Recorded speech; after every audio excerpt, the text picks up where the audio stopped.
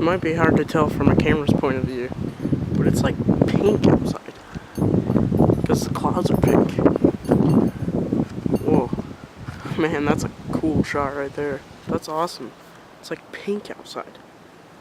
It's literally pink.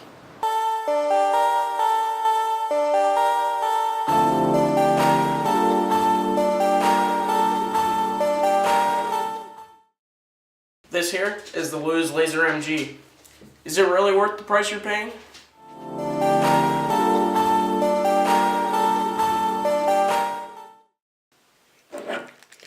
Okay, so here we have the Lew's Laser MG speed spool, low profile bait casting reel. This reel retails for about 80 bucks on Tackle Warehouse. The braking system and the components of all of the construction of the reel are just awesome for an $80 reel. I mean, it's hard to beat. And Lew's is a great company beforehand. So anyways, let's break down the reel a little bit and see what makes it worth that 80 bucks. First of all, let's start with the design. The design is, of course, a low profile bait casting reel, and it palms pretty well. I mean, considering the line capacity and the size of the reel, it palms very well. And just for comparison here, here's a Abu Garcia Black Max, something a lot of guys start off with next to that Lew's. And the Lew's body is a little slimmer inside, on the side. Just a second here. Right there. And then it has a little bit of sleeker construction. It looks more pointed at the end. It's a little more low profile. In comparison with the Black Max, I would say that this reel definitely has it topped, which you would expect, of course. It's only a difference of about 20 bucks in those reels. And you're paying for a few, I want to say 4 or 5 extra bearings in this thing. And you're paying for a better braking system. You're paying for better spool tension, a stronger drag, a bigger handle. You're getting your money's worth here. One of the things I want to talk about here is the spool release and the line capacity. So the spool release is just like any other. It doesn't have any grip there, as you can see, which isn't the most comfortable thing in the world. I wish they would have added a grip or something there. And it's okay though. It's got it's kind of indented there, so your thumb can fit in that spool release. Oh man, I'm all hung up here. Okay. The line capacity is the other thing that I mentioned. I think this thing holds about 120 yards of 12-pound test.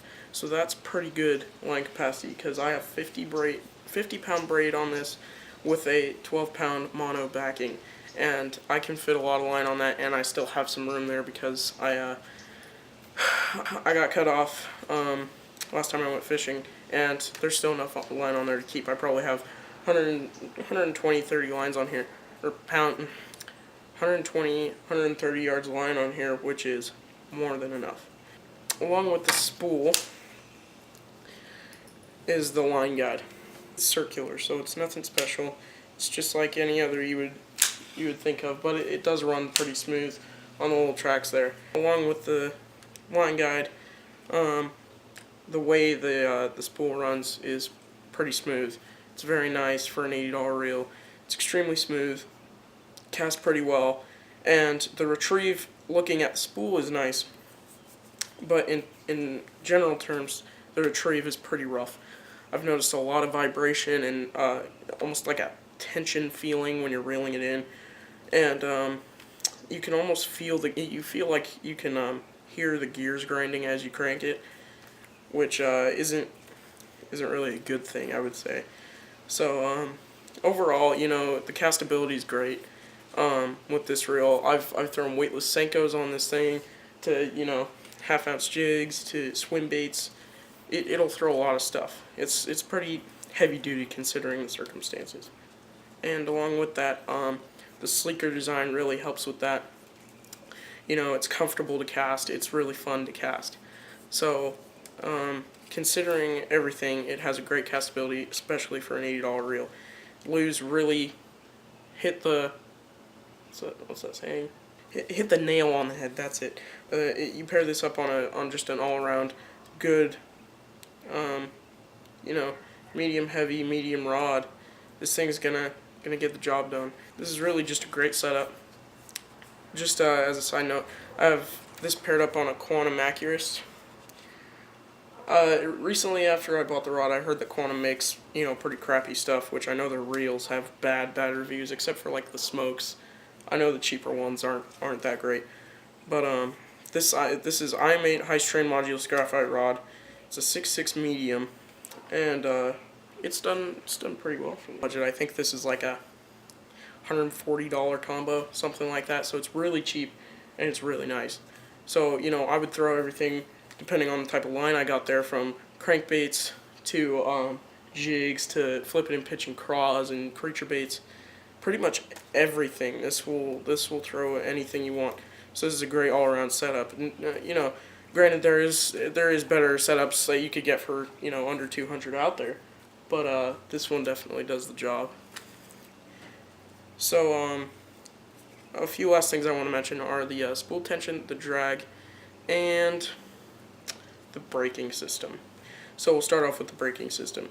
It has, like, I want to say, just a second here. The dial has about 27 clicks in it, so 27 being the heaviest.